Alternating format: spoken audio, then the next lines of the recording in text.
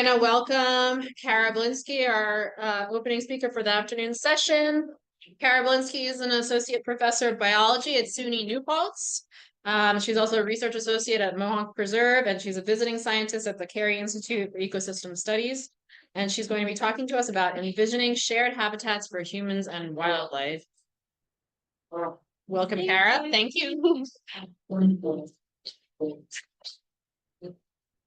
Nice to be here today, and thank you, Erin, for that nice introduction. So today I want to give a little bit of an overview of more or less, getting used to the new mic, more or less kind of my research program for the last number of years, and give you a little preview of things that you can hear right after my talk and at posters that will happen during the poster session later on. So when I decided to kind of reframe how I wanted to introduce this research, I went with this idea of this is on the screen, I can't point at. All right. I went with this idea of the Anthropocene. And then on Tuesday, I don't know if you heard this, so the highest echelons of geologists across the world, after discussing this for 15 years, decided that it's not called the Anthropocene. One day after I uploaded the slides. But I still think that this idea and concept is very important for framing how I think about my research and the kinds of questions that I'm asking. So I want you to bear with me on it. It's not really a geological epoch, but it is a true biological and scientific thing that I think is important. It doesn't want to go. Clicker. No. Neither do the arrows. Yeah, that's literally what I was doing. If you put this there, it should work. Okay. Yeah, it was like a whole thing. Okay, got it. So while the Anthropocene is not really a new epoch in the geological time scale, you could think about it as being something kind of like that. And what's most important to me about this idea is that this is the age of humans. The age where, for the first time to our knowledge, one species of organism on the planet has changed Earth systems so heavily. And that's what I'm interested in terms of research. One of the reasons why that geological body decided not to name this is because they were arguing about exactly when it begins. And here I'm going to use one of the most popular ideas for when that began is as 1950. And I'm going to show you with this this is from a recent paper showing you some of the indications of why. So it's talking about this idea of the great acceleration, something that accelerated greatly, or many things that accelerated greatly at the same time, starting at about 1950. And so the things that are important for this include human population, energy consumption, and economic productivity. Now that's just kind of why Anthropocene and why perhaps 1950. But to me, several other facts from this new paper that I have just read recently really stood out as explaining why I'm asking the kind of questions that I'm asking with my research pertaining to birds. So this is on the graph, the accelerations. This is a big one. 96% of mammal biomass on the planet is humans and our food. Livestock, mammals. That's a bigger number than I thought. Here's a big one for us. 70% of living birds are poultry food for us. Huge. And going along with that, there's habitat. And this is just a quick 50% of plant biomass, basically, that has existed on the planet in the past is now gone. And most of that is forest, says the paper. Causes. I'm sure you're probably familiar with these causes already, but just to make sure, right now, the biggest causes of biodiversity loss, including the ones that resulted in those numbers I just showed you about mammals, birds, and biomass of plants, is from habitat destruction. And habitat destruction at the highest levels come in two biggest forms: urbanization and intensive agriculture. Urbanization looks like this, going from green stuff primarily to going to gray stuff. Intensive agriculture looks like this, right? Using land to produce organisms, but excluding everything else from it. And that's not the way agriculture used to be in the past, but it is kind of the modern way of agriculture. And together, this is creating this kind of situation that I'm calling the Anthropocene. Note that climate change may soon overtake these causes, but it's not there quite yet. So right now, I'm really focused mostly on biodiversity loss as due to habitat destruction in a variety of ways. And so I wanted to frame the research as talking about giving you a bird's eye view of the Anthropocene, whatever it is, including some eyes of many birds that we have banded over the years at our banding station. I'm going to talk about a series of different questions. The first one I want to talk about is, how does suburbanization affect biodiversity? Next, later, we'll talk a little bit about nest boxes, we'll talk about forest conservation, talk about hiking, and talk about solar arrays and solar energy development in general. But first, I want to talk about this one. How does suburbanization affect biodiversity? So before I started this work, it was very well known in the literature that for birds in urban settings like New York City or Beijing or Mexico City, we know that urbanization, the urban core, decreases diversity of birds and increases homogenization. So it's an increase in the same invasive species colonizing all urban areas across the globe and making things more of the same. When I moved to New Paltz, I thought that this would be a good question to look at in terms of suburbanization. And suburbanization to me is really important because it is less intense than hardcore urbanization, but it is taking up a larger area of the Earth's surface at a faster pace than actually urban centers. So urban centers are growing, but the area of land that's being changed in terms of its use towards any kind of urbanization, much more of it is going towards suburbanization. And so I wanted to know a lot more about, is suburbanization at these lower levels as bad or not? And what could we do to make our suburbs friendlier for wildlife, especially birds? So I moved to SUNY New Paltz. How many people here have been to New Paltz before? Oh, like less than half, excluding my entire group back there, have been there. Well, this is where it is. Look, it's a little ways lower than us. This is what it looks like on campus. It's a small campus in general, 140 hectares. But what's interesting about this location is it's on the edge of something really big in terms of urbanization. On the edge of one of the most urbanized regions on the planet, right? That's this. The Boss Wash Corridor is what some people call it. If you have ever been stuck in traffic anywhere along this area and wondered, what city's traffic am I in? That's happened to me several times. Is this Philadelphia or Baltimore traffic? Is this DC or Baltimore or Philadelphia? Am I getting close to Boston yet? I'm from Boston. Is the question that you might think. So we're right on the edge and we're connected to it economically and by throughways and lots of trade and people going back and forth. In addition, on the other hand, we have lots of big protected forests right outside of New Paltz. And those are here. This is a view of campus, and when you see outside of campus is this big Shawangunk Ridge. That's what it looks like visually. And here is what I'm talking about. And this includes our Shawangunk Ridge, which is right near New Paltz, and farther up is the Catskills, where we are today. Big tracts of protected forests. And New Paltz is right in the middle. And I kind of wanted to understand what happens in suburbanized areas near to both of these alternatives and was thinking about it from that direction. The first thing I did was a really small study, but it lays the groundwork for where I go later. So I want to talk a bit about it.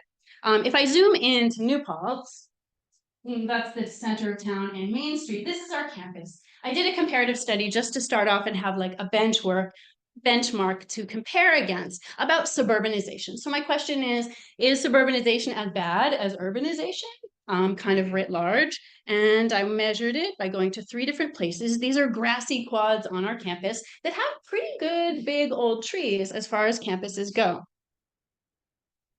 So I call this one historic campus, this one central campus, and this one residential campus. It's where a lot of dorms are. And I compared them with 3 local forest fragments. These are not big preserved forests necessarily. They're small, they're second growth. They're nothing especially special, but I wanted to compare kind of a low-grade forest with a low-grade, less intense kind of suburbanization that we see on campus. So 3 fragments. One is the campus forest. It belongs to our campus. It's right next to the other stuff. Next one I'm calling the Gatehouse Forest. It's actually part of Mohonk Preserve, but it's a small forest surrounded by agriculture. Most of it is still active. And then finally, one more that I'm just calling Mohonk Foothills Forest because it's on the edge of this large preserved forest. It's preserved by Mohonk Preserve. Mohonk Preserve is a private nature preserve, and its land abuts right up next to Minnewaska State Park, which is even bigger and protects a large swath of the Shawangunk Ridge. So this one is like right on the edge of a very large forest, kind of trying to get this comparison. What did I do? I did point counts. So just showing you that that's the bridge. I want to give you a visual first of what these places look like. This is what the campus quads look like. Looks kind of like a regular state school campus quad, right? Big expanses of grass, big, pretty old trees, bunches of buildings around them. And this is what the forests look like. Look like forests, right? Lots of trees. But this is the comparison. And I'm asking this question, how does suburbanization affect biodiversity? And I measured both birds and trees, but I'm only going to talk about birds today. These are data. This is a really quick and dirty study of just a few point counts, and they're in locations where we wouldn't expect to see great species richness, but what you see is that the species richness for my 3 campus sites here is statistically and just about half as much as I found in those forest fragments that are right nearby. That in and of itself is really similar to what you might find if you compared a city center to outlying kind of more rural areas.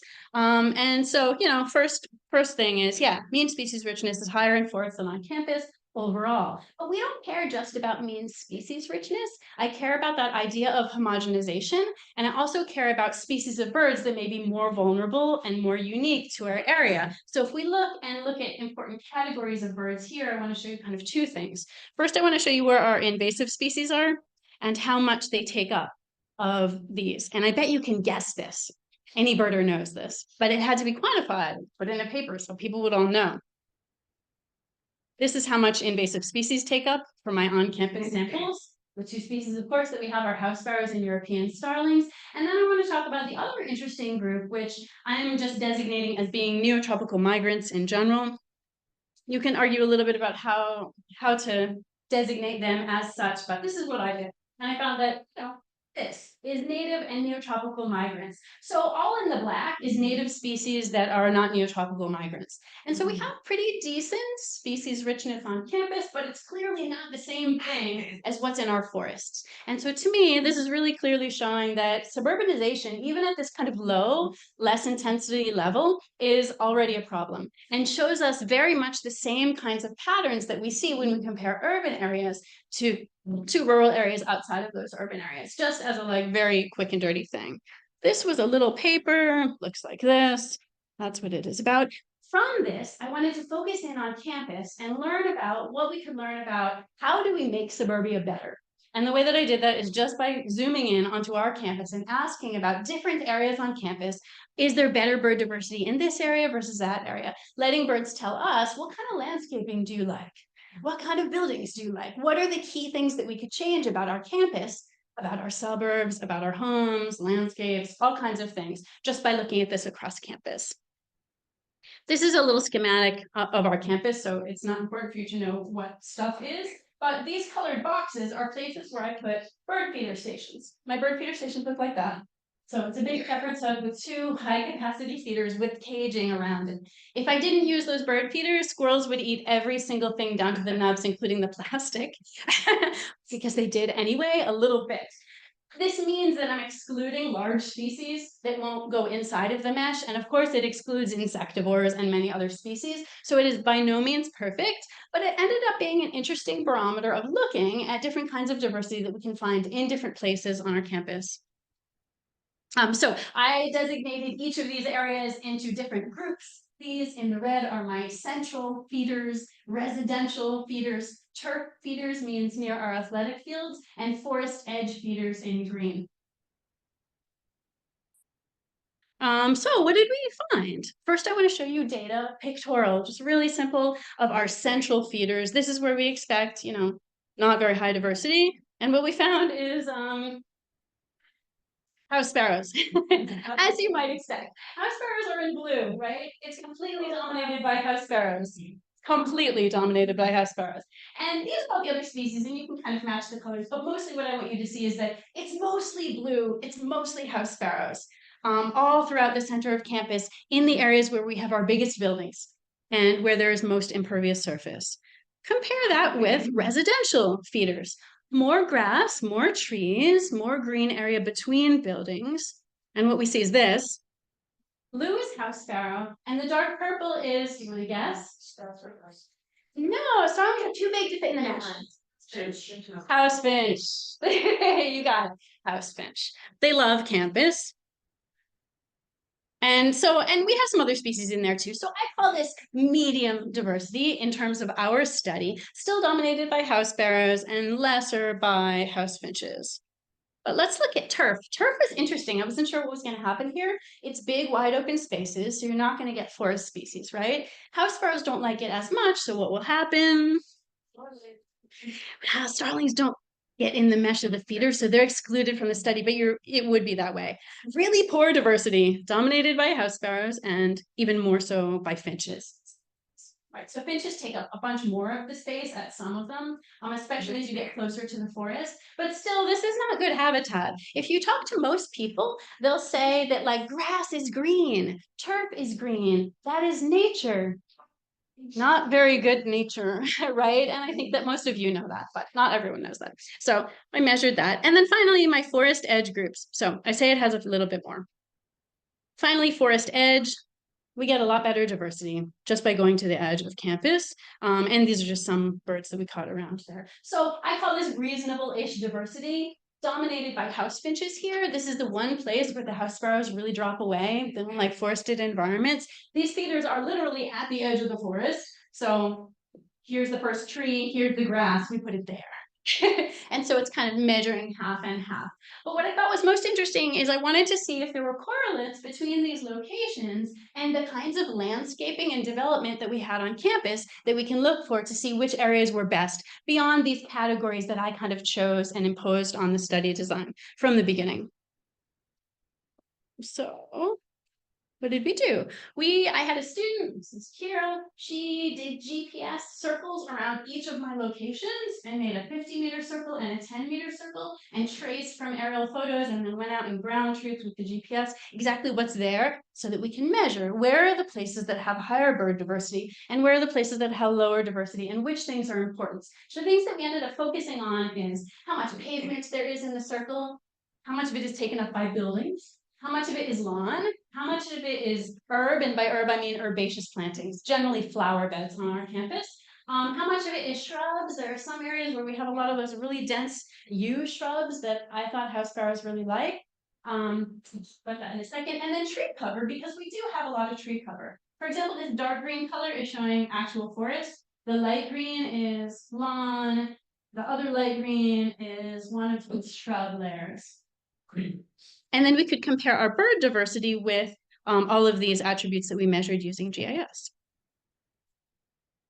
So, and then on top of that, we wanted to get a really good handle on how many birds were at each place. And of course, from observing the bird feeders, which is the data I showed you before, that's a student standing 20 meters away and watching with binoculars and counting point count of who is at that feeder. We wanted to know abundances with real numbers. So in the summer, we went back with mist nets, captured birds at each of these locations on 2 separate dates for the same amount of time, I think 3 hours at a time, and banded them so that we could look at how many recaptures we had to have a really rough and dirty feel for how big the population sizes are for these species, or at least how big the population of birds that are willing to come into feeders in this location would look like.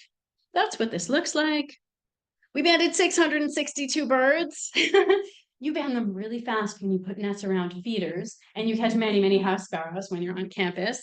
And we only had 47 recaptures out of that. That means that these populations are massive. I didn't even do statistics on it. It's so that is so small for that number. It just means huge population sizes. And these are a lot of the students that helped me with those data. And everybody likes to see a release. This is what it looks like on campus if you're a chickadee being released.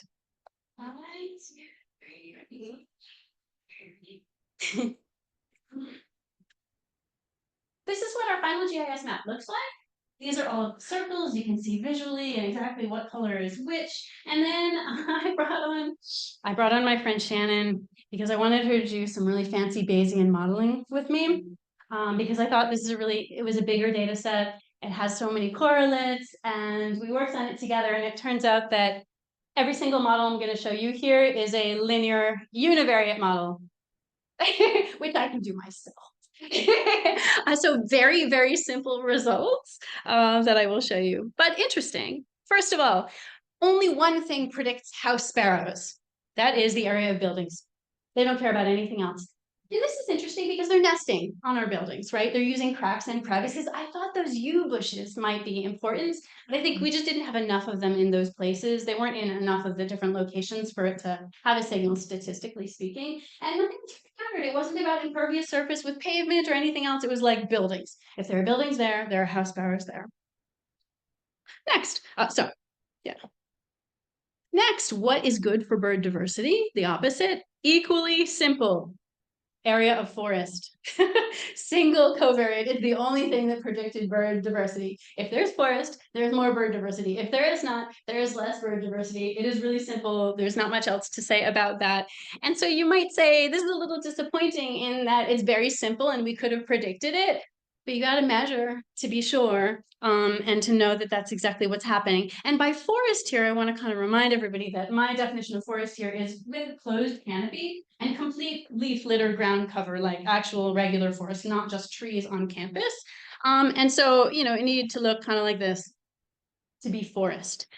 But this doesn't answer my question and help me give recommendations specifically to our campus and to anybody else who's in charge of landscaping anywhere else of like, what should suburbs look like if we want it to be better for birds? So I had one last thing that I could try. We took out all of the locations that have forest because that was such a strong predictor.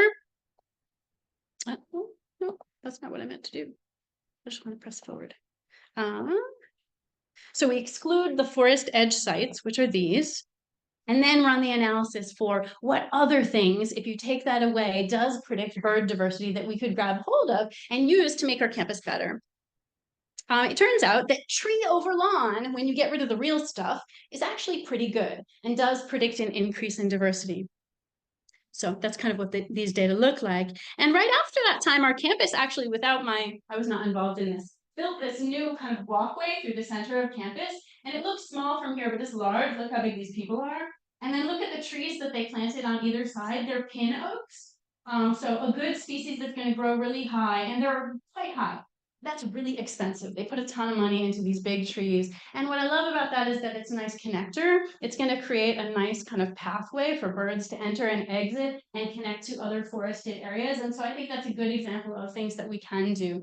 Planting big trees over lawn is pretty good for birds, especially if you can do it in a way that connects areas of forest on one side to areas of the forest on the other side. This was just the very beginnings of these ideas. And when I was writing this paper just before it came out, I actually had a lot of trouble finding other studies to cite about these topics. But today, this stuff is everywhere. And I bet all of you have heard of some of these things that I'm going to show you. And it makes me really excited that this is really kind of coming to the fore. Stuff like this. Leave the leaves. Have you heard this slogan? Various places. Yeah, it was not a thing when I was writing this paper. I couldn't find any studies really that definitively said that native species of trees were better, or I had trouble finding many of them. And now they're all over the place, which is really cool. There's also this. That was something that wasn't around at the time I was doing the study in 2016, 2017. And this even is a newer, National Audubon Initiative, Plants for Birds. Pretty awesome. So I feel really hopeful about this topic, and about being a part of the beginning of a groundswell of rethinking about how we do our landscaping and how we can make suburbia better in the future. And it's something that we can do at our homes, on our campuses, and into the future, maybe in developing kinds of places where humans can live. So much scope for improvement here, that I think it's really fun to think about. I'm gonna move on from there and talk about my other questions. You might notice that there's no way I would have time to talk about all these things, right? That's because, so I want to summarize. How does suburbanization affect biodiversity? Well, yeah, it depresses it and it increases homogenization through invasive species. But I think that it can be mitigated in a lot of ways. And I'm really excited to see at least the ideas about this happening out in the world in ways that I wouldn't have anticipated, just 5 years ago. I think it's really amazing.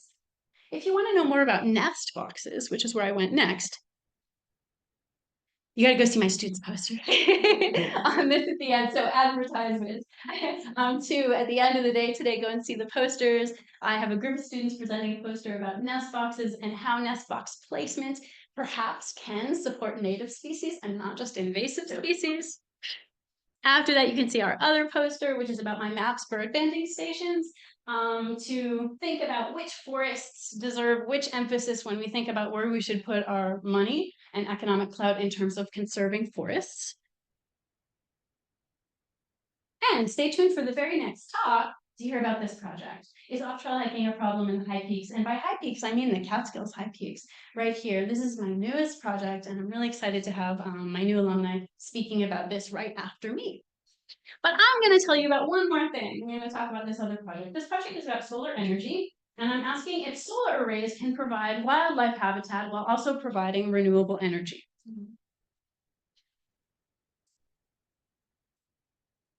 Right. So I think that wildlife-friendly solar arrays might be an answer to two pressing problems: biodiversity collapse or potential biodiversity loss, and climate change, both at the same time.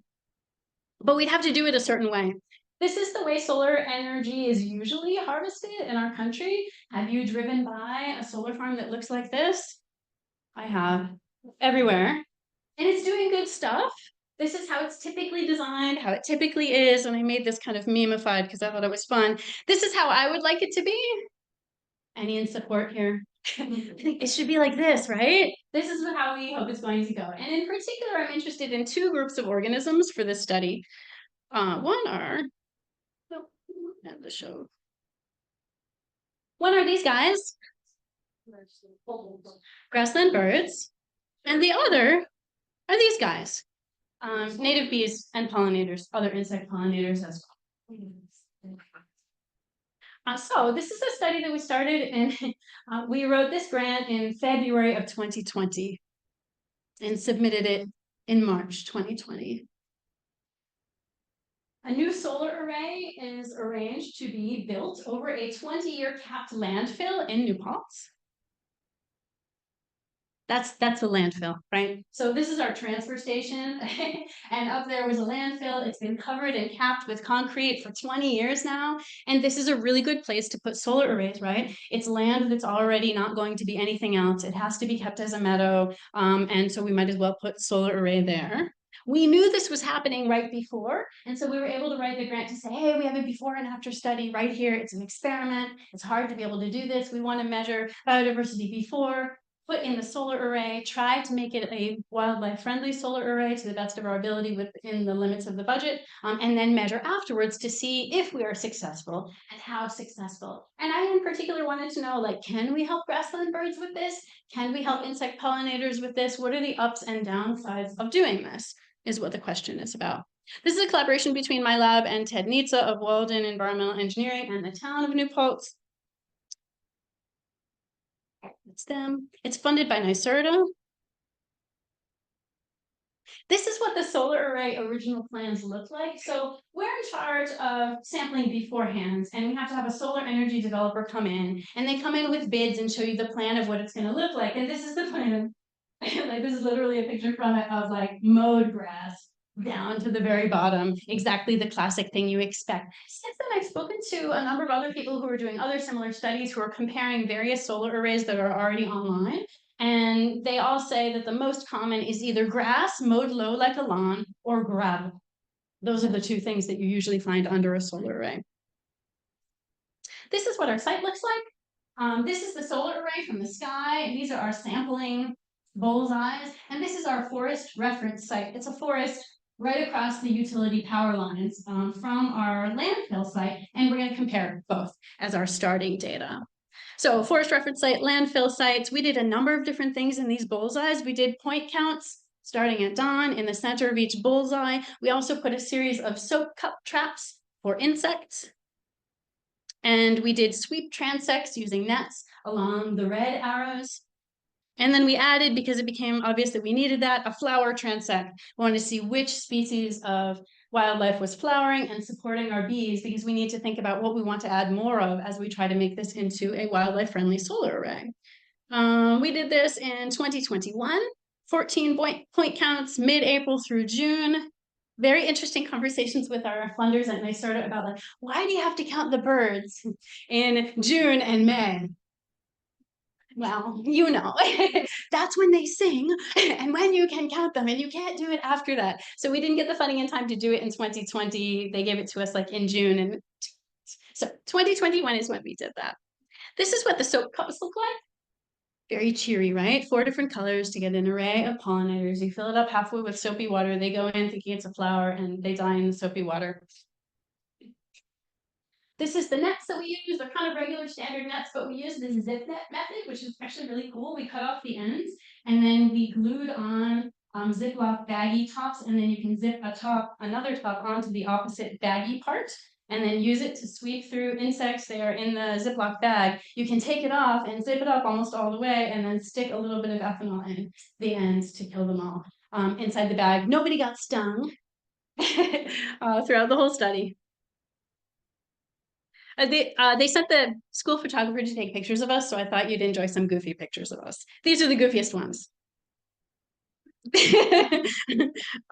So this is me and my colleague, Dr. Appleton, who's our entomologist, and 3 students, one of which is here today, sampling. More goofy pictures of us sampling.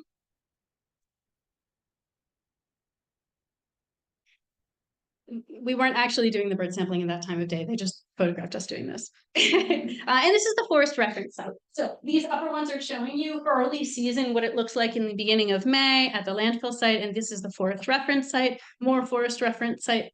This is what it looks like when you look inside the baggie for your insects. Lots of seeds and grasses and insects are inside there. This is what it looks like when you pin the bees. This is most of our sample. This is what it looks like when you try to identify these bees. You can ask Kristen back how it was to ID these bees, even with my colleagues' help.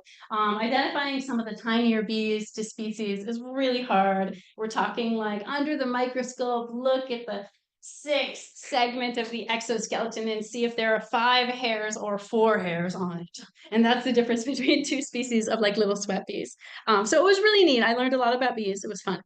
Data. Here are bird data. This is a rank abundance chart of all of the birds that we found on the solar landfill site.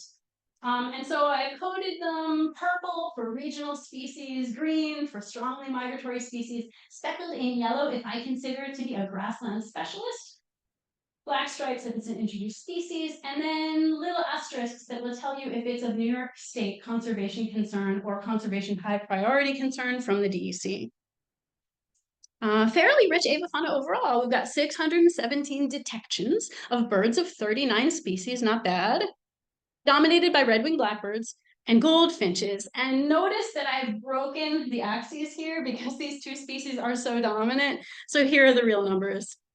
195 and 152. The next biggest are around 40, right? So strong dominance, but what you would expect in an open landscape like this that's, somewhat disturbed. Other things, surprises, 3 grassland specialist species. Here they are.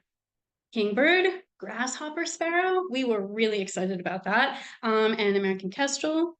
In addition to that, 3 species of New York conservation concern, 2 of these, and a non-grassland specialist, this guy, brown thrasher. On the edges, of course, but included in our flight counts. We were really excited about this, and it made some complications for the study. The idea is that we're supposed to do before and after, but the reality is on the ground that at our site, the before is not typical. It's not typical because some bird watcher 10 years ago or something, nobody knows, told the local DEC that they saw a meadowlark at the dump. And since then, the DEC said to the town, hey, why don't you do a mowing regime for grassland birds? They've been mowing only once a year in early August for the past 10 years. This means that it's not just a lawn, it's a beautiful meadow. And so our species diversity is much higher than we would expect, but we want to see if we can maintain it. And it gives us a lot of clues about how a solar array might look in the future. So I thought this was a really fun and surprising result. So here are the asterisks to show you where they are. Now I want to compare this with our forest reference site. You're going to be able to predict this one, but just so you see what it looks like. It looks like this. Really rich avifauna, 678 detections of 80 species because forest. Less strongly dominated by goldfinches and redwings. These are all on the edge, of course, because it's a small forested area and you can hear them. and they came up in the point counts, but lots of unique species. These are mostly forest species, including 6 species of New York State conservation concern to some degree. And these are all, you know, forest birds, nice ones, plus our friend the brown thrasher again, who's right on the edge of both of these sites. This is our forest reference site. So in some ways, it's a way of saying this is what we've lost by turning this into a meadow. Also, at the time when we wrote the grant, we were expecting that we were thinking, or they were considering cutting down this forest and putting a solar array there. That's since off the table. So now it's just a control to show what could have been, but that's part of why we did that. Now I'm going to show you the bees. This is our bee community at our landfill.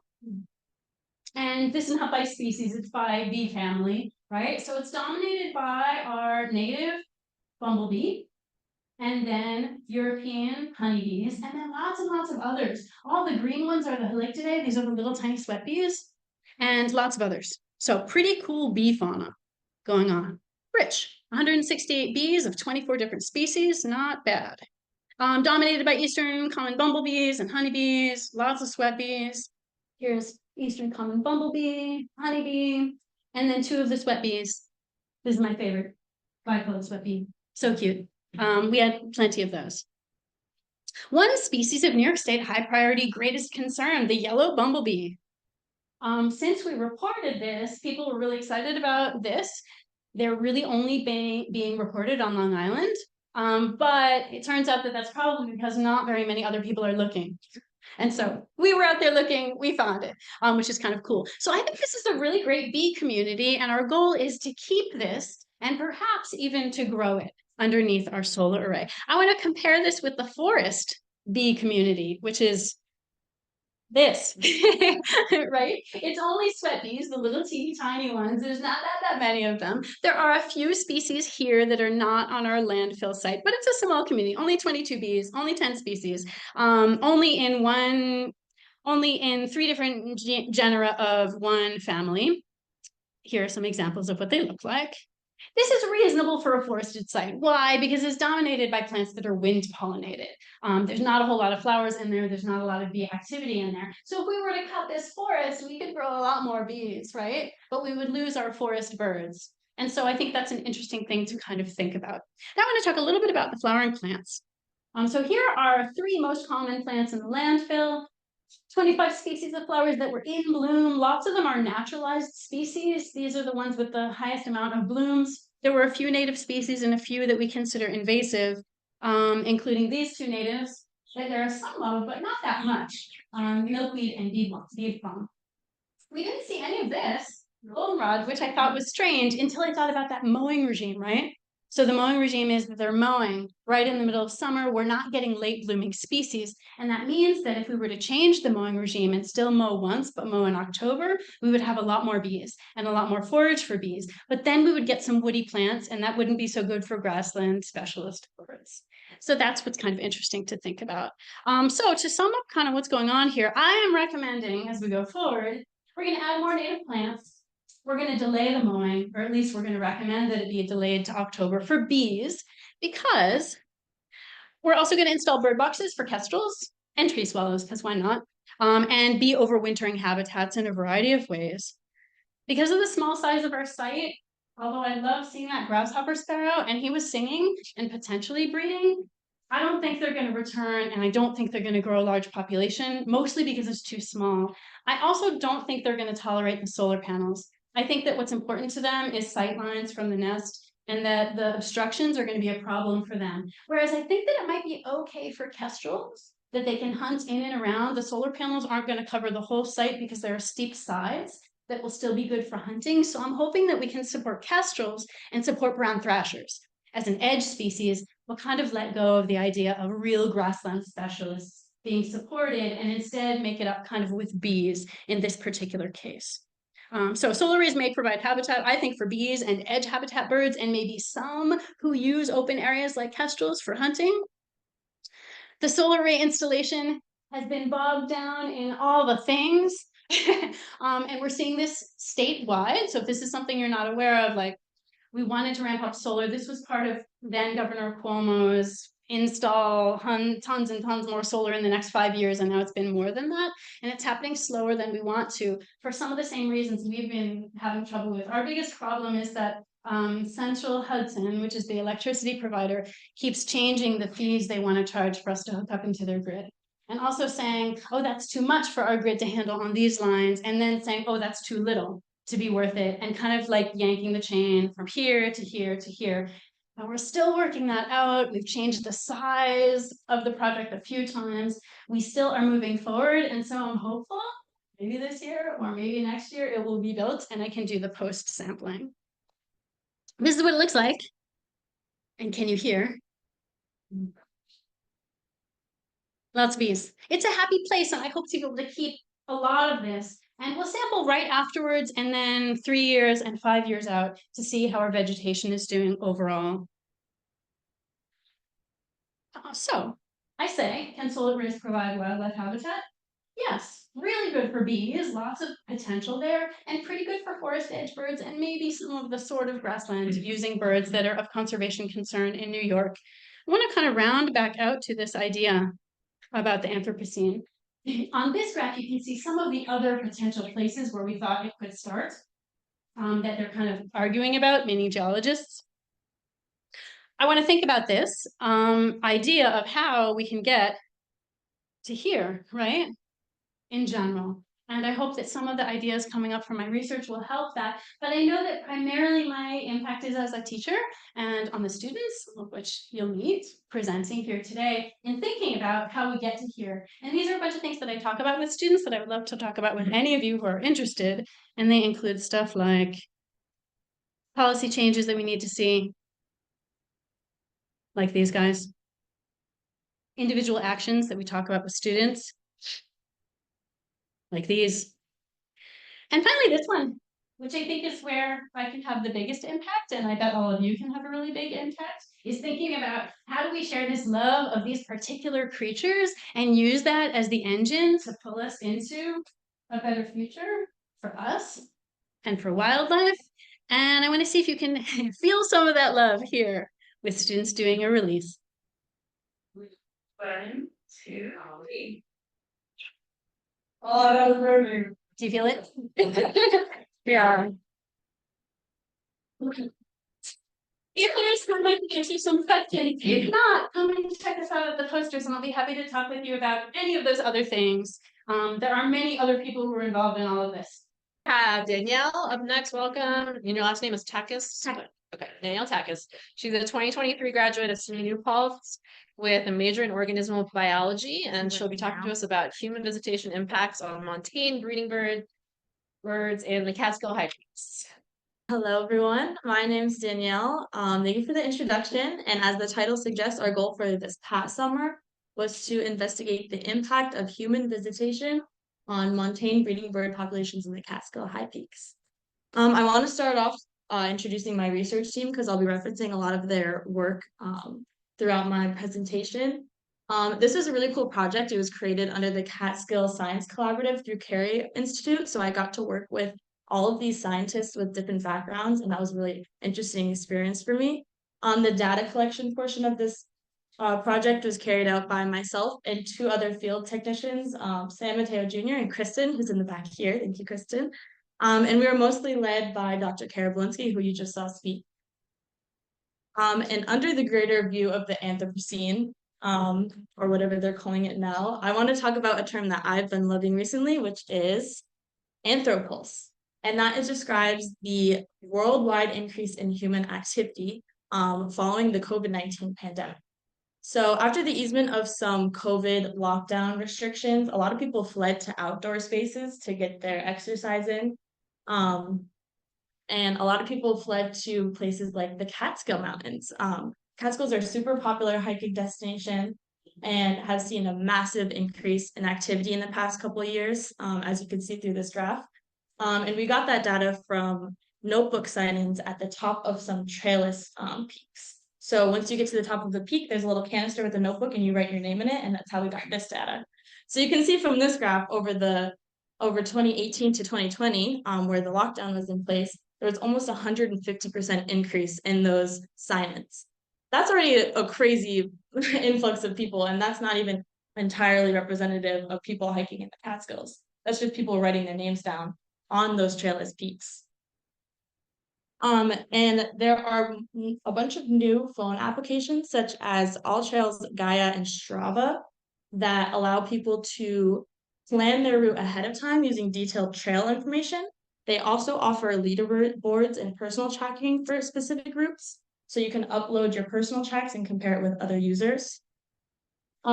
These apps, as well as hiking clubs such as the Catskill 3500 Club, offer hiking challenges and then rewards for completing those challenges. In order to even join the Catskill 3500 Club, you have to hike 33 of the official peaks and then an additional 4 in the winter. So that's 37 peaks, which is a little crazy to me. Some people try to do that over their lifetime. Some people try to do that within a year or a season, or even from each cardinal direction. So that's a lot of hiking. And overall, hiking has become more incentivized and more accessible than ever before. You no longer need a map and a compass to make it to the top of trailless peaks, which is huge. And while we love to see people outside and enjoying nature, we have to be mindful of our impact on wildlife. As I mentioned earlier, a lot of these peaks do not have official New York State DEC trails. And that's causing people to hike off trail and make their own way up the mountain, which we call bushwhacking. And that's when you're just literally bushwhacking, going through the bushes.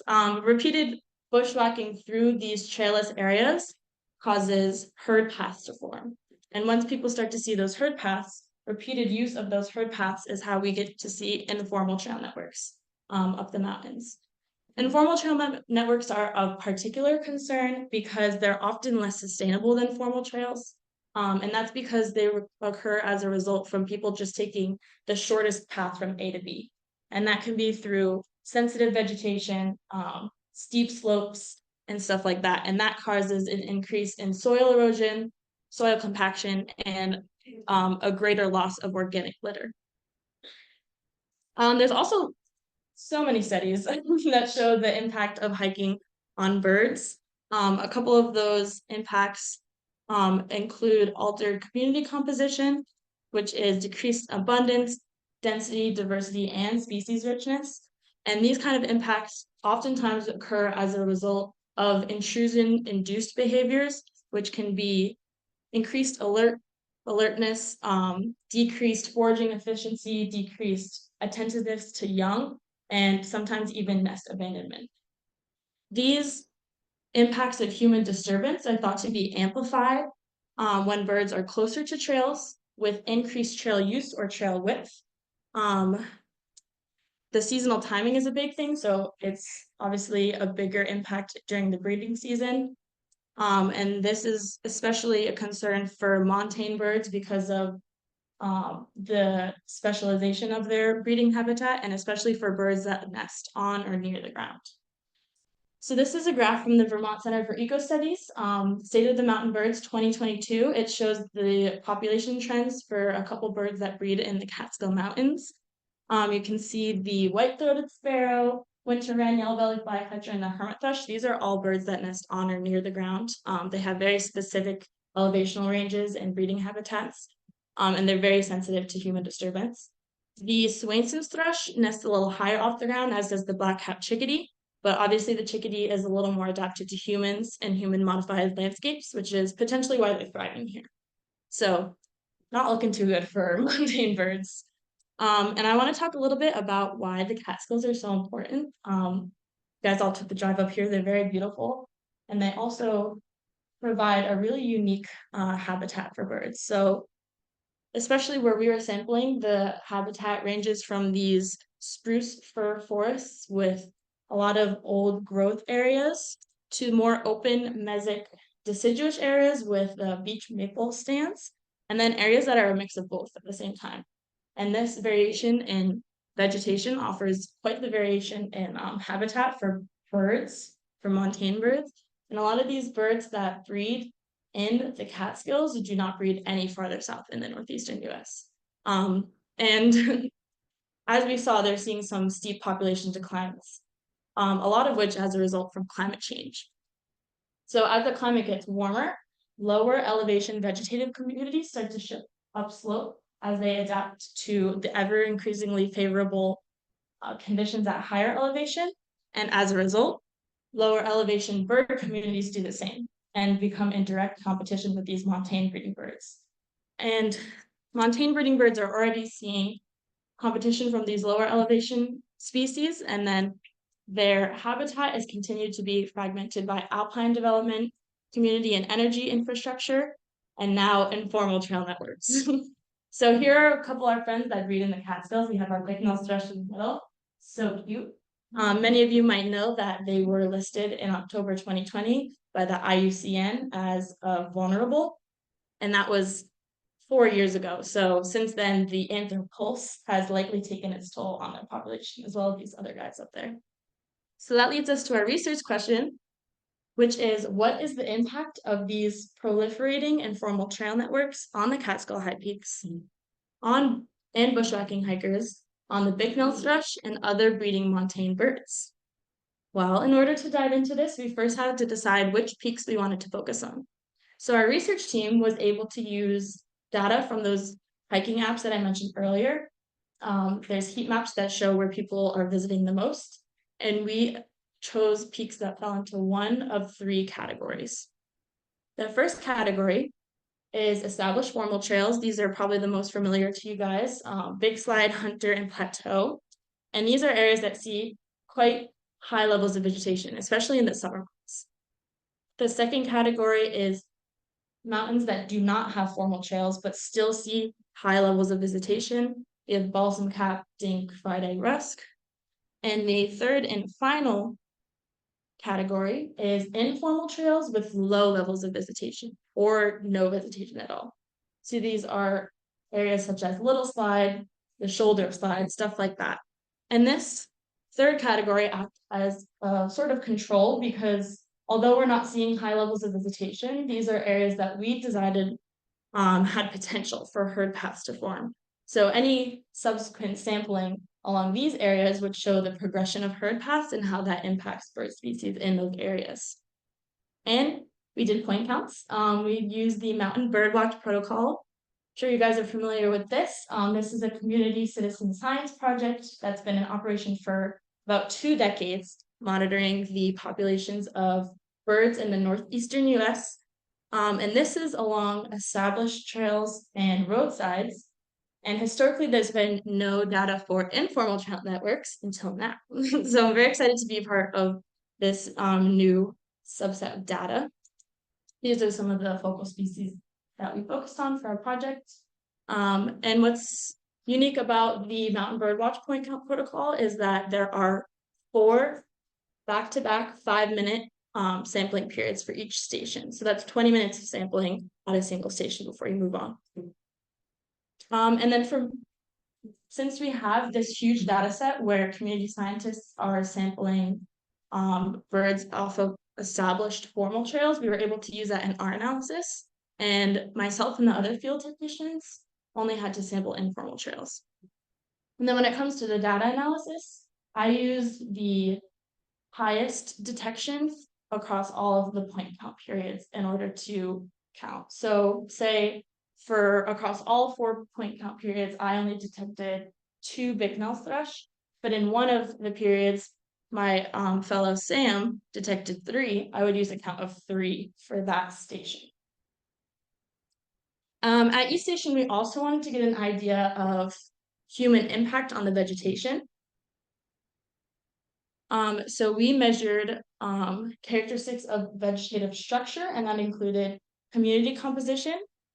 For community composition, we estimated the 3 dominant tree species and their percent cover within our station, which we decided was a circle of a 10-meter radius centered at that point count location.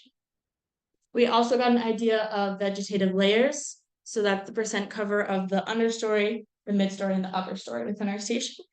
And we also counted things such as tree stem density, DBH of the largest tree, and we wanted to get characteristics of human impact such as campsites, fires, litter. We counted people that we encountered doing this as well.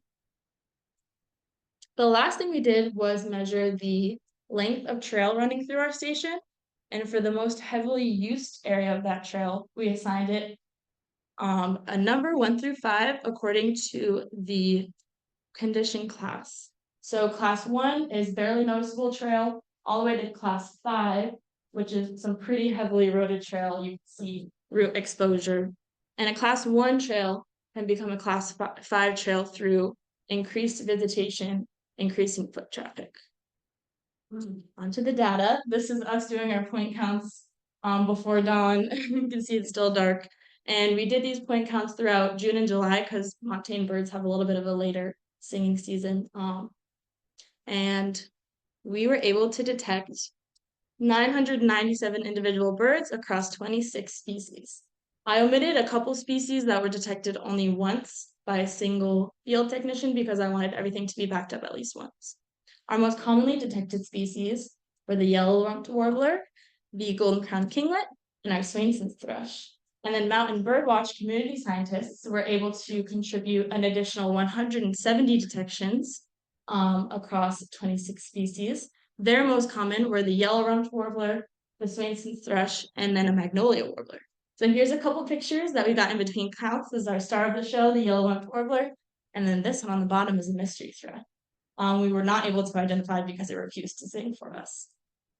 So on to the results. Here's a violin graph of all birds detected across the trails. In blue, we have the formally trailed areas with high visitation. In dark blue, we have informally trailed areas also with high visitation.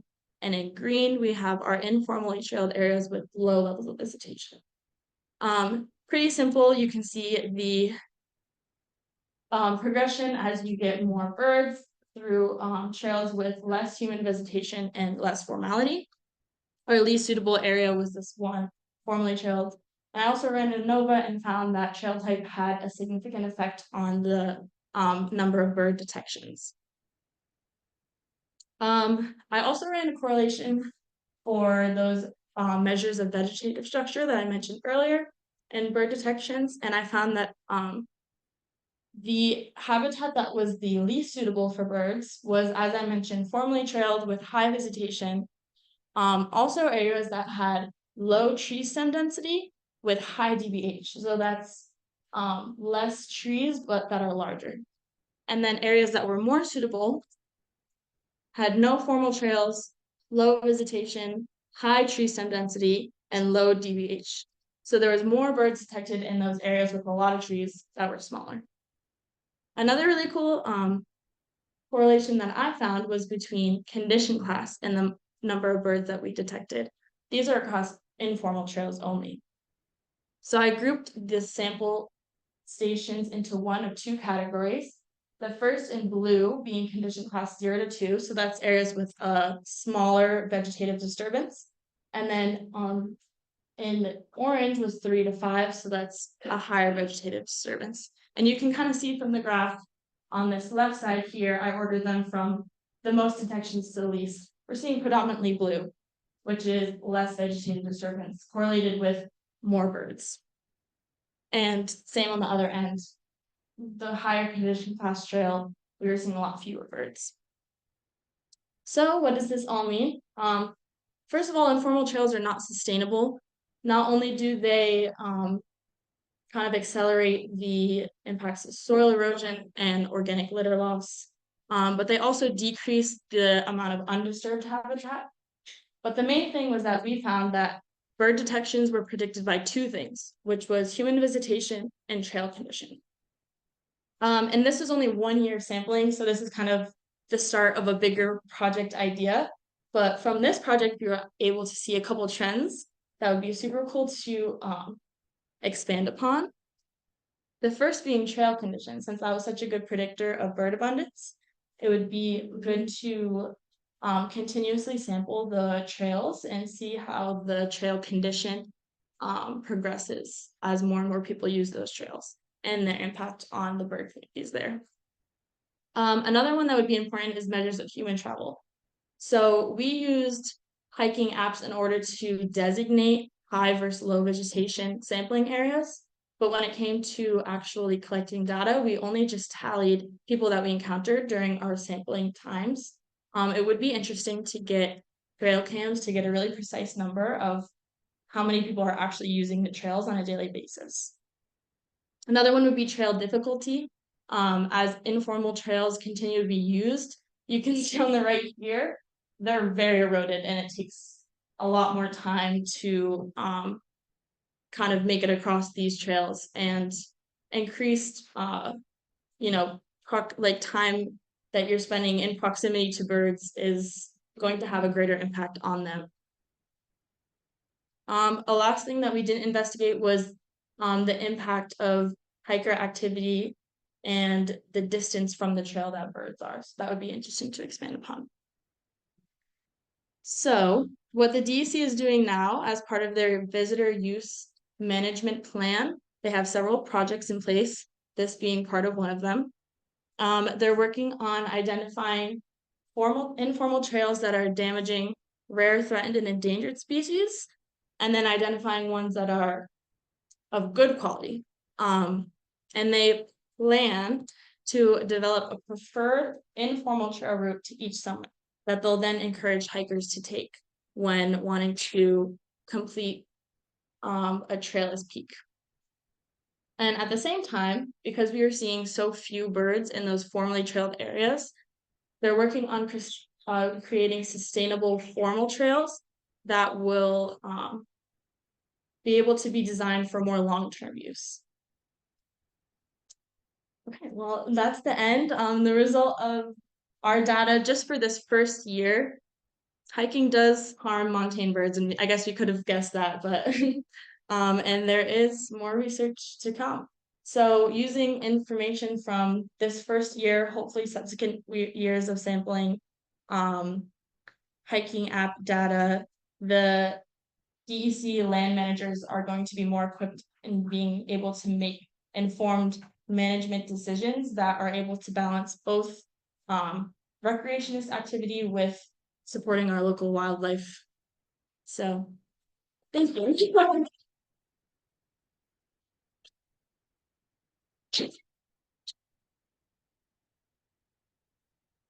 And I'll open up to any questions. We have Anikó Tótha, who is with the American Bird Conservancy. She is the glass testing field coordinator. She evaluates and rates bird-friendly materials, and she is going to be talking to us about partnerships with banding stations for helping save birds from window collisions. Welcome. Would you like the mic? Thanks. We're going to talk about some window collisions basics to get us going. Here is a dusty dove that hit a window. I'm sure you guys have seen this imprint before at some point. There are typically two types of collisions, which I'm sure all of you have seen at some point. There's that territorial aggression with your bluebirds, your robins, your cardinals. Hormones are rough. They make birds do crazy things. But that's not what we're going to talk about today. But to get rid of that, of course, you'll have to take away the reflection completely from the window in order for the bird to stop doing that. Today, we're going to talk about birds flying full speed into glass as if their habitat, as if it's habitat they can sail through. So these types of collisions typically end up in death and injury. Why are collisions a problem? In 2014, in a study led by Dr. Scott Loss, they estimated 500 million to 1 billion birds dying every year, second only to the direct mortality caused by free-roaming cats. That's a pretty startling number. It's been 10 years since this study. With continued development and construction using huge expanses of glass, we can probably imagine that number is closer to that 1 billion range. Beyond the sadness of individual birds' death due to windows, collisions are a real and large-scale conservation problem, but there's good news coming. So birds are amazing. This is the last group of people I need to preach to about how amazing birds are. This is a photo of snow geese I took at Foreman's Branch in March. I mean, their sound and sight is just something awesome to see, especially when they're rolling through by the thousands. One of the most important things we can do as bird lovers is to help educate others on the value of birds, not just their intrinsic and cultural value, but for selfish reasons. Was that a bird trying to come in? He's like, yeah, go birds. So birds offer a ton of ecosystem services. They contribute billions of dollars to ecosystem services. They regenerate forests after fires, and they also eat insects that may destroy crops and carry diseases. If you didn't know, birding is a $250 billion industry. That's insane. This has nearly tripled since before COVID. It's amazing the amount of money we'll spend on our hobby of birding, to go see birds, how to see birds, our fancy scopes, all of that. And something I didn't know is that 35% of US adults are actually birders. So there's a lot riding on birds, enough reason to try to save them. So what do we need to know? The good thing about collisions is we know everything up to this point on how to stop collisions. So now we just have to get that practice, that goal into practice. A question I get a lot, and I'm sure a lot of you who have worked in collisions before, most people think this is a really rare occurrence because they're not seeing dead birds. How is it such a big source of bird mortality if we're not seeing carcasses all over the place? Scavengers are very efficient, as I'm sure all of you have seen in the field. There are actually birds, raccoons, cats, rats, other things that will scope out a facade that is known to kill birds, just like in the field. They'll opportunistically grab the bird after it hits, or wait for it to come and hit, all of that. Also in cities, of course, there's a lot of cleaning crews that remove dead birds. So that's one of the reasons why we also don't see them. Additionally, not every bird that hits dies instantly. We're learning about bird collisions typically through monitoring programs, which is people walking around buildings looking for dead or injured birds. A recent study last year came out that used cameras, and it found that 83% of collisions actually result in birds flying away immediately afterwards. Which species are most at risk? Almost every species out there has hit a window at some point, but the majority of birds that are killed are songbirds, warblers, sparrows, thrushes. These are the species migrating during spring and fall migration to their breeding grounds and wintering grounds. They migrate at night, which can cause some confusion. The birds aren't hitting the birds at nighttime. They're flying into buildings, typically in the morning when they're coming down to refuel, and then taking off later in the day. Which buildings are the worst? There tends to be an association between collisions and high-rise buildings, but that's actually not the case. 50% of collisions happen at home. And the rest are home and low-rise buildings, I should say. Almost all arrests take place in mid-rise buildings up to 11 stories. And the collisions that do happen in sky-rise buildings is typically up to the vegetation level. So whatever that facade is reflecting sky and vegetation, typically vegetation, that's where the birds are hiding out, feeding, fueling, sleeping. And that's what the reflection is typically what gets them.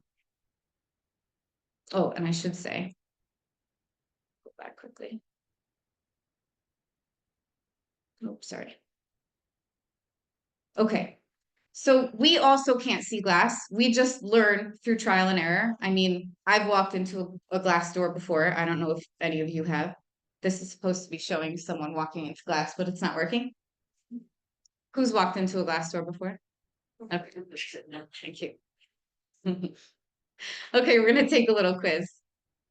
We don't know if this is a picture through a window, a reflection of a window, or if it's just a picture of a sky and tree. It's only when we add these cues in of the mullions and the crack in the window that we know that we're either looking at a reflection or through a window. When we back up completely, oh my God, that is a glass facade reflecting sky and trees. Of course, birds are going to be confused. Birds don't learn the concept of glass. They take what they see literally. The tree in this photograph is basically just a continuation of their habitat. That happens a lot in skywalks and railings. It helps to know a little bit about how birds actually see the world. Primates have eyes in front of our head. We have really good depth perception. We see the world as something in front of us. Birds have eyes on the side of their head. They have a big beak in the middle. It's something they're immersed in, and they don't have great 3D vision. They also perceive that the Earth's magnetic field for long distance navigation. They can see many more colors than we can, and some can even see into the ultraviolet spectrum, which we'll touch upon a little bit more. One way in which our vision is better is contrast sensitivity. If you and a bird are viewing that chart in the middle, you'll see distinct lines much further out than a bird. For a bird, it'll start blurring much quicker. So how do we help birds actually see glass? We use visual markers that birds can see as a solid and space them appropriately so birds don't think they can fit between them. Birds are really good at parallel parking. They're super agile, they know their size. So we have to offer them something that they can see from at least 3 meters away, so that they have enough time to change direction. We base the guidelines on the body dimensions of the smallest bird. That means markers should be about 2 inches apart so that we're saving little guys. Because if you're doing something 2 inches, that's going to be good enough for a hummingbird, which means it's going to be good enough for your red-tailed hawk. The markers themselves should be visible, like I said, from 3 meters away, which is typically 1/4 of an inch in diameter for a dot or 1/8 of an inch for a line. These are all really basic rules that people came up with about 10 years ago, over 10 years ago. And it's still the same rules we're using today. It used to be 2x4, but we were finding that a lot of hummingbirds are still colliding with that number. So we like to push 2x2 at this point. So how do we know what materials are bird friendly? The one way American Bird Conservancy does it is through glass testing. And here is my glass testing team, old and new. This was taken in March at Foreman's Branch Bird Observatory, but we'll get to that. So what's glass testing? How do we get there? What does it even mean?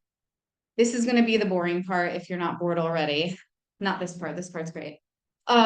First, you have to get yourself a bird banding station. And then you team up, you partner with a bird banding station, and you build a tunnel. Then you use live birds in a non-injurious standardized binomial choice technique that uses wild songbirds to basically test patterns on glass to see if the patterns are visible from that over 3 meters away. Here's a great yellow warbler modeling for us and some birds in bags. The old banding lab at Powder Mill, because I don't have a new picture, and the current banding lab at Foreman's Branch Bird Observatory.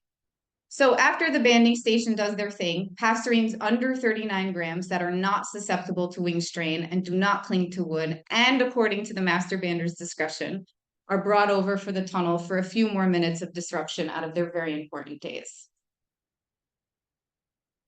Okay, so this is what a glass testing tunnel looks like. In the early 2000s, Martin Rössler in Austria created the first tunnel to test proposed solutions to bird collisions on freestanding highway noise barriers.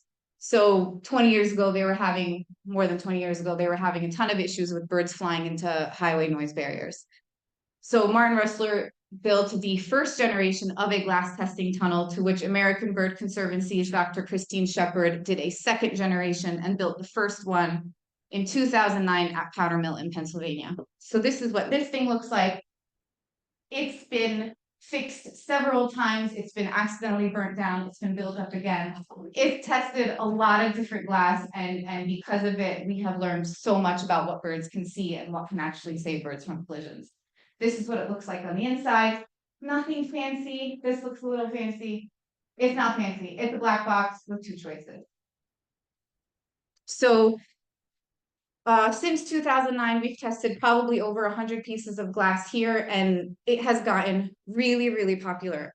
So legislation is being passed globally and in the US alone. So there's a massive increase in the need for bird-friendly solutions.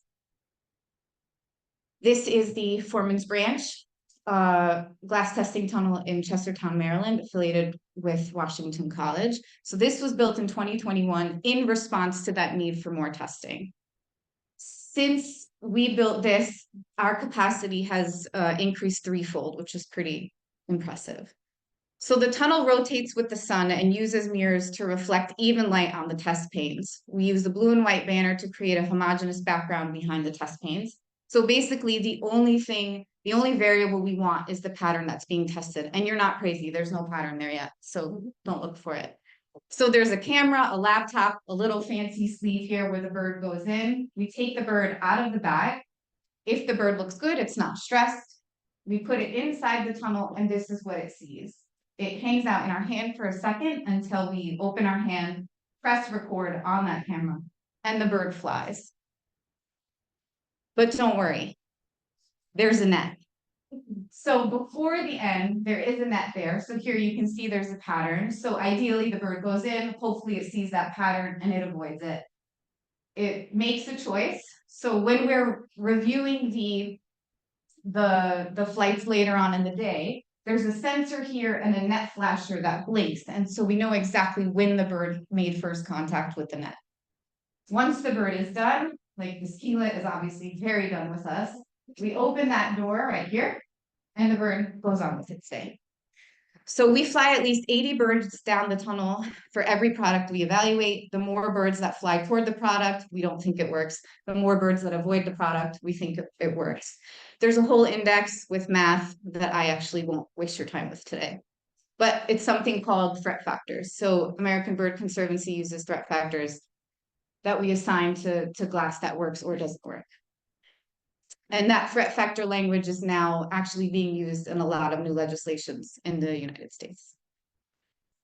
Okay, so actually, before I get to this, so now since that second tunnel has been built, there's over 150 commercially available products on ABC's website, something called the ABC Solutions Database. All this stuff is already, available. So when someone says, I don't know how to make my glass bird friendly, like a building owner with a ton of money, it's not true. He's lying. They're lying.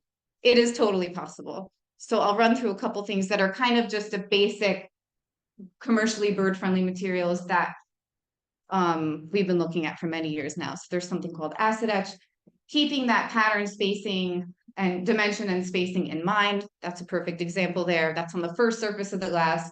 Does a great job breaking up reflection. Offers a bird's barrier. So UV glass is something different. So I did mention that birds can see into the UV spectrum. This does not count doves or raptors. So if you're putting up UV glass on a nature center and you're attracting birds, not a good idea to use UV glass. But you can see that there's some spider webbing here. That's that UV signal that is being offered to the birds that can see into the UV spectrum.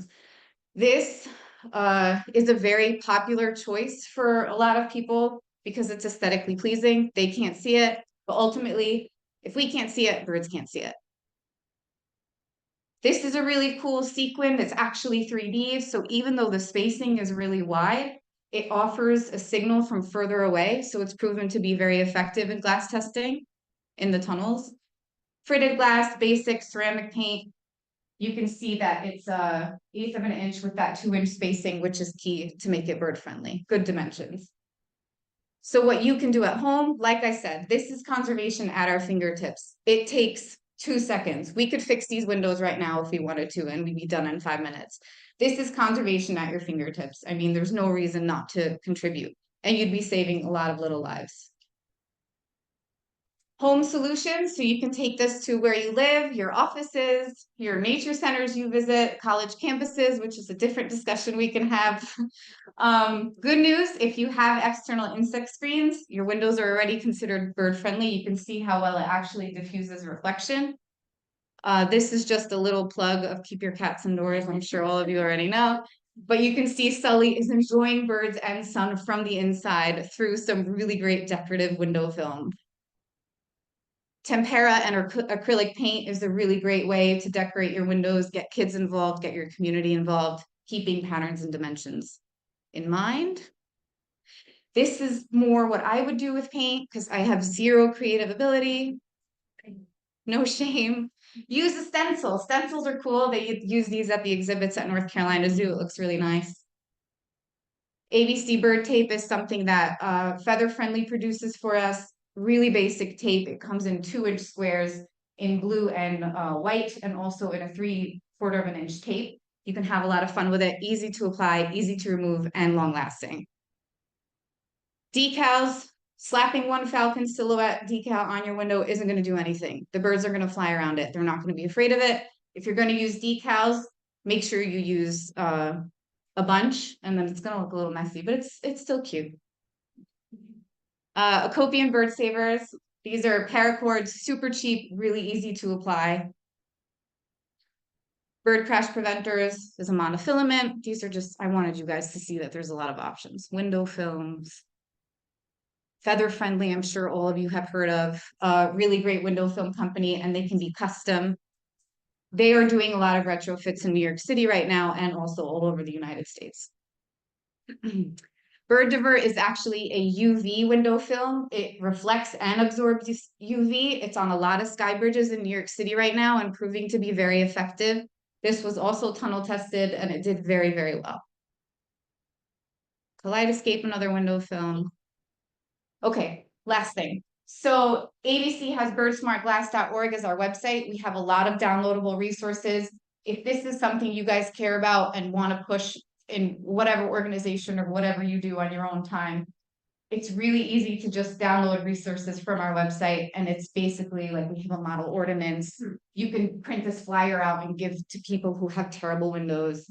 It's just really easy. And you can also email us. But I wanted to thank Powder Mill and Foreman's Branch. Without banding stations, this project would not be possible. And just great staff. I can send you that picture, Annie, if you want. Sure. And then again, our website, my contact, very angry cardinal. Thank you. Yeah, so if you didn't hear the full introduction, I am wearing two hats today. So one is that I am the Breeding Bird Atlas coordinator for the 3rd New York Atlas. And then I am also the co-chair of the North American Ornithological Atlas Committee as well. So I have both that local perspective and also kind of a little broader perspective. So I'll be talking about things at multiple levels here. Right. This is my first time coming to one of these meetings, but I do have a lot of banding and ringing experience around the globe. One of the things that I've noticed in all of my travels and banding is that everyone always wants to get more out of their data. They want to figure out new ways to use their data, new ways to contribute to science and research. I think that's what brings us all really together, is that we're really trying to find new uses and answer new questions. And so I think what I will be talking about today is a new way that maybe you haven't already thought about for the data that you're collecting to contribute to actual on-the-ground conservation. All right, so broadly speaking, for those of you that have not participated in an atlas before, I'll just explain a little bit what that means. An atlas is really just a map of where all of the breeding birds are in each state. And so in order to make a huge task a little bit more feasible, because New York State and a lot of other states are huge areas to cover, we break the state up into a smaller grid. So that's what you see here. And then what we do is we ask community scientists to go out and visit each of these little atlas blocks or squares. And then in each of those blocks, we ask them to record not just which species they're seeing, but also the behaviors that they're seeing. So if you go to one of these blocks and you happen to observe some American kestrels courting and then eventually copulating, that's something that indicates that those birds are breeding locally in that area. And that is really useful information for a breeding bird atlas. And then in the US, at least, most atlases are now using eBird for data entry. If you are from Canada, is anyone from Canada here? No Canadians today? Okay, well, Canada uses Nature Counts. That helps me know how much to talk in the Canada uses a little bit different lingo than we do. So anyway, so you enter the data into eBird if you're in the US. And then we have in New York, we have almost 4,000 volunteers so far that have participated in this project. So it's a huge amount of people, and they're going all across the state. And what we end up with in the end is these really detailed distribution maps of where all the birds are breeding. So this is the map that we got for Kestrel from the last time that New York did an atlas, which was from 2000 to 2005. And then this is the map that we currently have so far for our the current atlas that's going on. So then what we'll end up with is for New York, we'll end up with about 250 maps like this, one for every breeding species in the state.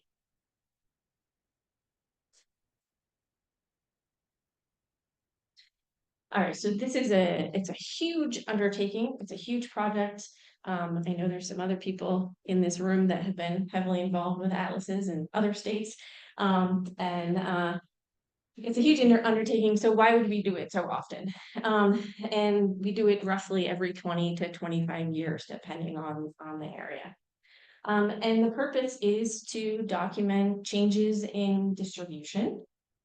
A lot of the modern atlases are also now conducting point counts all across the state in order to get at abundance. So not just where the birds are breeding, but how many of them there are in different areas. Nowadays that we have this really precise way to record the data, we're using eBird or nature counts in Canada. What we're able to do is get very spatially specific data at very discrete points in time. And so that allows us to get really refined information on breeding phenology. So we can have these large scale databases that are showing us changes in phenology from year to year because of weather patterns or over, what do I want to say? Like we can compare the phenology in Maryland to New York, or we can look at how climate change might be changing and shifting breeding forward or backwards in time. And because we have that spatially explicit data now, we can also get much more refined information on habitat as well. So there's a lot of really useful information. As I mentioned, we can look at changes over time. In New York, this is the third time we've done a breeding bird atlas. So we've got data going back to 1980. So we can look at 40 years of change in the state and really figure out what's going on. How do land use patterns affect bird populations?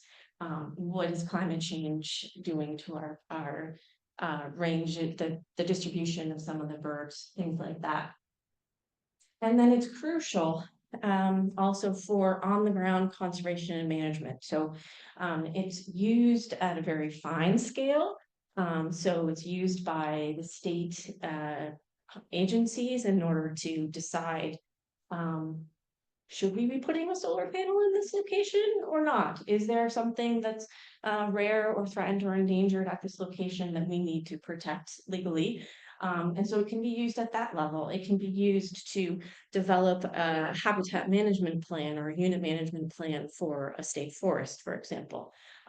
One of the things that we're trying to look into with NORAC, that's the North American Atlasing Committee, is can we pool all of the atlas data together in order to look at regional questions? Which I think would be a really exciting thing to do. So it has atlas data have a lot of uses, and currently there are a bunch of atlases happening across the eastern seaboard. So we've got all the way from Newfoundland all the way down to, you can't really see it, but Puerto Rico as well, all the way down to Puerto Rico. I have now, sorry. And then this is a map of all of the MAPS stations that are usually happening during the prime breeding season. And there's a lot of overlap. There's a ton of stations in New York. And I can tell you that I think I only have data from like 2 stations. And so there's a lot of opportunity there for us, Atlas projects to reach out to all of you and see if you have data that could contribute to help us to fill in some of those gaps. All right. So I did, before I prepared this talk, I also reached out to all of those other Atlas coordinators all up and down the eastern coast here. And I asked them, what are the important points that you guys want me to get across to this audience? And so these are the points that were raised, and I'll go through those one by one. The biggest thing is having precise location information.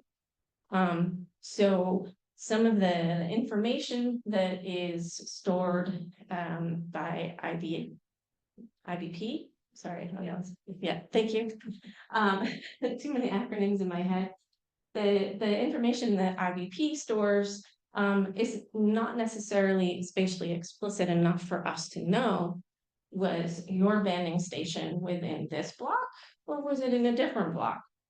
So here's an example of a little bit of this to get you some spatial scale for what we're talking about. So this is a USGS topo quad, and in order to make that, you turn those into Atlas blocks by breaking it into 6 smaller areas, and then one of these blocks, it ends up being about 3 by 3 miles across. Okay, so about 9 square miles total. And this is an example. This is the New York State DEC Center at 5 Rivers, just outside of Albany. I do get their banding data.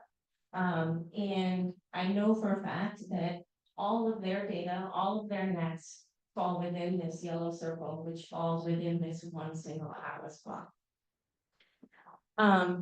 But not all of the net information, the location information, the station information is retained at that national level in a way that we can use your data. So that was the number one thing. People said, yes, we would love to have more banding data to fill in some of our gaps, but we need to be able to assign it to particular blocks.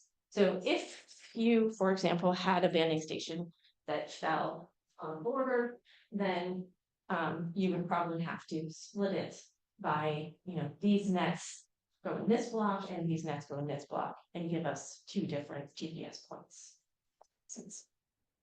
So it is a little bit more work if you do happen to randomly fall on one of these borders.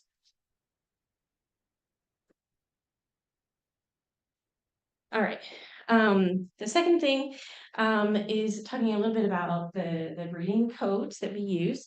They are standardized for all of North America.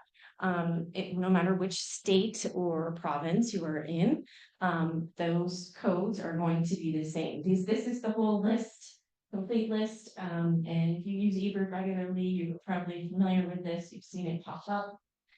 And there is one in particular, the physiological evidence code, that is the one that would be most used by banding stations. And that can be used for those BPs and CPs, and also for eggs in oviduct.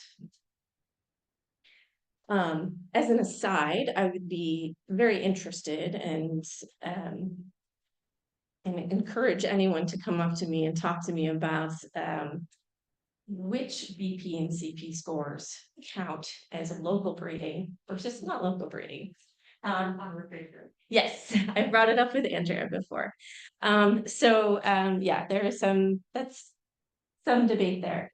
But for the most part, the easiest thing to do would be anything that you're getting a really nice vascular brood patch on or really strong CP would go under this physiological evidence.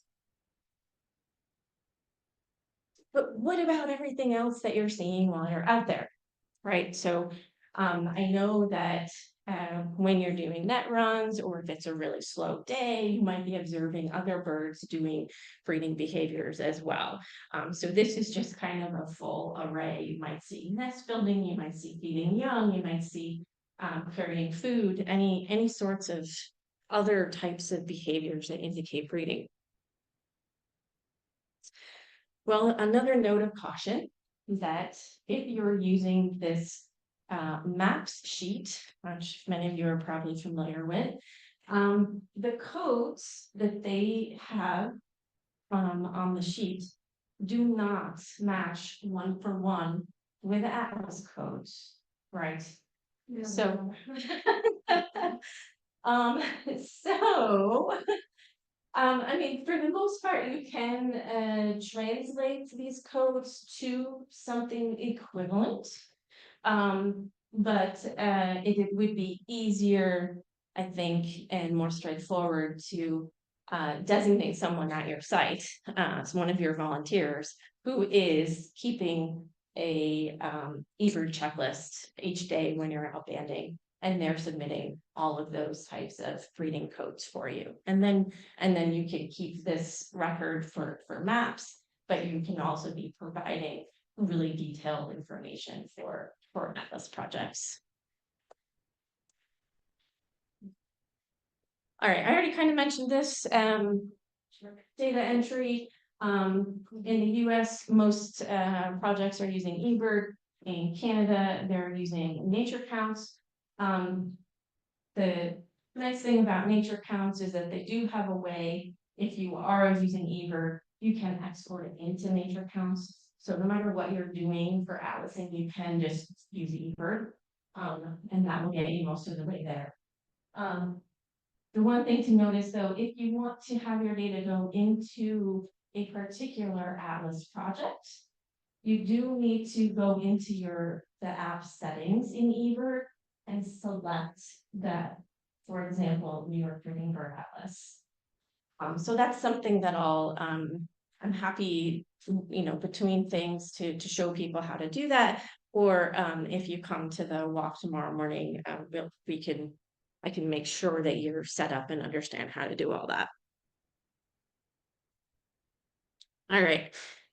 And then I pulled this from the eBird protocol, in case you're not familiar with it. In general, they recommend that you maintain 2 separate eBird checklists at a banding station. You would have one that is that whole list of everything when you're doing all your checks, your net runs and everything. And that would be a normal traveling checklist. And then you would have a separate one that uses the banding protocol. There's a specific protocol just for banding stations in eBird. And that would be only for the things that you've captured. If that's too much work, which it may very easily could be on a busy day, you can combine it all into a single checklist and use that banding protocol. For me, it does help if people are entering a lot of these physiological evidence codes. I'm always suspicious when someone said, "Oh, I saw duck physiological evidence," and I'm like, really? Like, sure, can you, why? How did you see that? And so it does help me as a reviewer of the data to, if you put in the checklist comments and just say, this was Braddock Bay Bird Observatory, so that's something like that to say that it really was a banding station.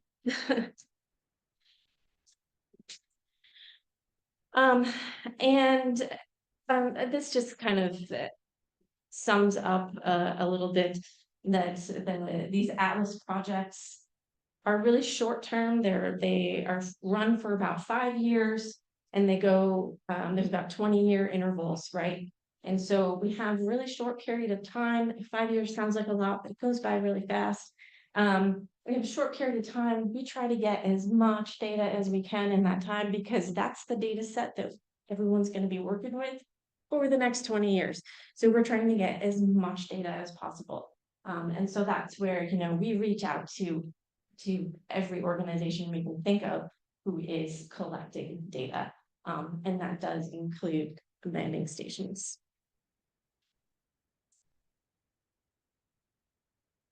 All right, and then I'll just end with, so I know I just joked about the duck with the CP. This is a yellow with a CP, with a fruit patch that I actually saw out in the wild. It was early in the morning and the sun had come up and she got up, must have come right off her nest and was just getting ready to fluff her feathers. And you could see the fruit patch. So that was kind of fun. It's not very common. You can see that. So that is cool. I do have my email address up here. You can also just do an online search for me for the New York Breeding Bird Atlas. But the take home is really, you know, I think the landing stations have a really great data set that can really help fill in some gaps for breeding bird atlases. And I think that one of the more exciting things is also filling in some of that phenology, really specific phenology information that you can't really get without having the birds in the hand. So thank you.